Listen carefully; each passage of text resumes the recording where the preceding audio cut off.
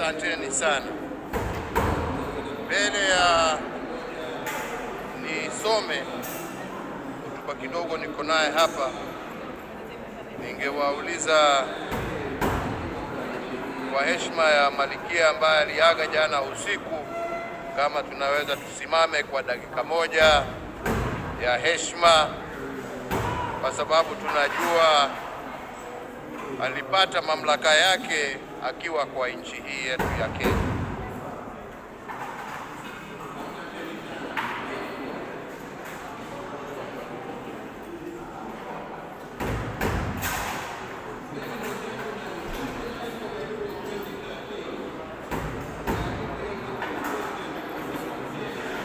Asanteni sana na washukuru.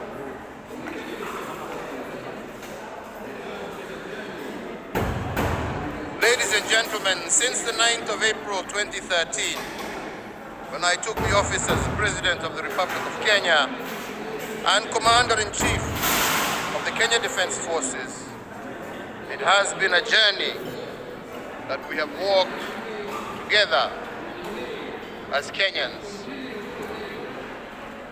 I take this opportunity to most sincerely thank all Kenyans for their extraordinary support which they have lent me, which made and continues to make significant contributions towards the prosperity of our nation.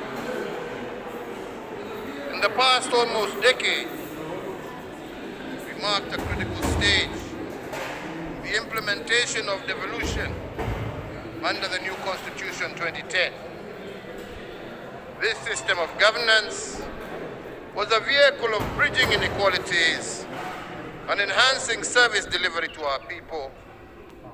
And despite challenges under devolved governance, I do believe that Kenya has attained significant social, economic, and political development, and has indeed enhanced its democracy. Our nation, Kenya, continues to be a beacon of peace in the region. The stability and peaceful environment has enabled meaningful development across this country.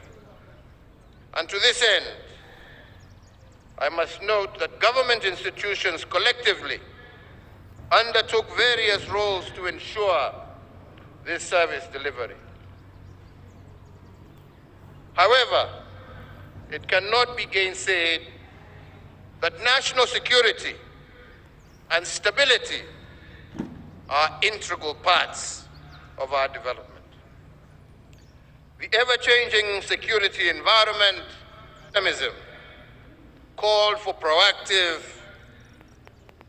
security apparatuses. The security sector has adequately espoused robust measures to mitigate unprecedented domestic as well as transnational terrorism threats. Indeed, our multi-agency engagement and efforts ensure that the security of our country, but also the stability of our region. And indeed, the commitment of KDF and indeed all our security agencies to performing their duties within and beyond our borders has been priceless. Investing in the capabilities of the security agenda and agencies was critical to my agenda. The modernized capabilities and the infrastructure setting up at strategic locations around the country ensured the security forces effectively undertook their constitutional mandate. In addition, the geostrategic military installations established in various parts of the country are a milestone for national, regional, as well as global security operations.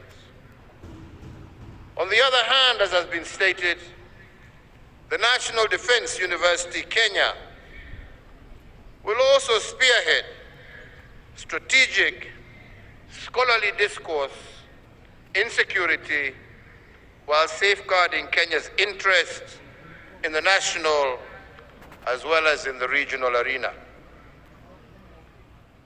So, ladies and gentlemen, I cannot emphasize enough that a peaceful and stable Kenya is founded on our unity, but also on our patriotism.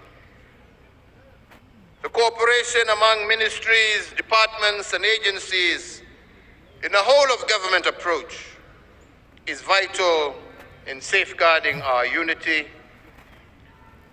And the Big Four agenda, founded on an unwavering desire to transform living conditions, I do believe is a development blueprint to enhance service delivery and to improve lives through providing affordable universal health care, affordable housing, food security, as well as developing manufacturing for jobs. Whereas challenges remain, ladies and gentlemen, I do believe that there are several bright spots and good practices across our 47 counties.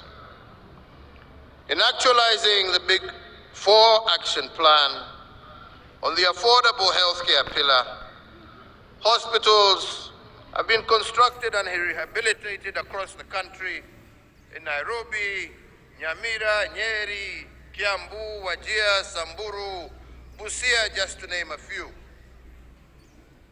But also in recognition of the role played by our security agencies, there has also been significant efforts in the construction of regional KDF hospitals in Nairobi, Isiolo, Eldoret, Nakuru, and soon Mombasa, amongst others, not to mention the police hospital and the prisons hospital, which are also now complete.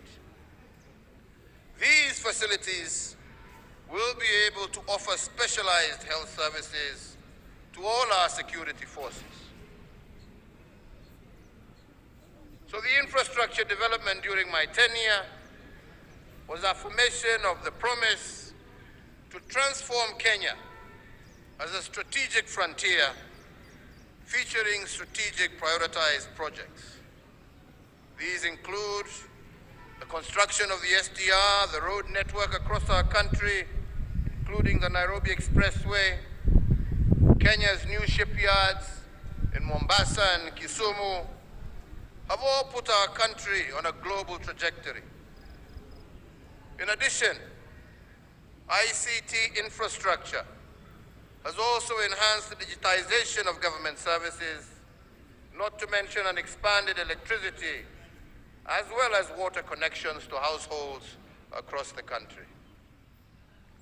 So, ladies and gentlemen, allow me to mention today in particular that women are a pillar of any society that seeks to succeed. They have the potential to influence positive change. And indeed, in the last 10 years, my administration adopted initiatives that saw Kenya spring on the course of realizing gender equality. Policies were championed in government departments and ministries to achieve gender equality and in the empowerment of women in governance. And indeed, today, we have two ladies with us, Ambassador Rachel Omamo, as well as Dr. Monica Juma, who, at one stage or another, were cabinet secretaries in the Ministry of Defense, while we also have our First Lady General Officer, Major General Fatuma Ahmed, and I believe that all of this is progress towards involving and ensuring that gender is taken into account in all policies and in all areas of governance. So, ladies and gentlemen, to you, KDF, I want to pay particular tribute. I appreciate the support and participation that KDF has rendered not just in the security sector, but also in our national development. We cannot underscore the incredible role that you have had in rehabilitating key infrastructure across the country that had been once upon a time left dilapidated. The Nairobi-Nyanyuki, the Nakuru-Kisumu meter gauge railway, the Kisumu dockyard, Bita Causeway, the Kenya Meat Commission, just a few. And all these are a dream that have come true to many Kenyans whose contribution to livelihoods, our people, will be hugely impactful, especially to those who live in pastoral areas who now have a consistent and ready market for their livestock.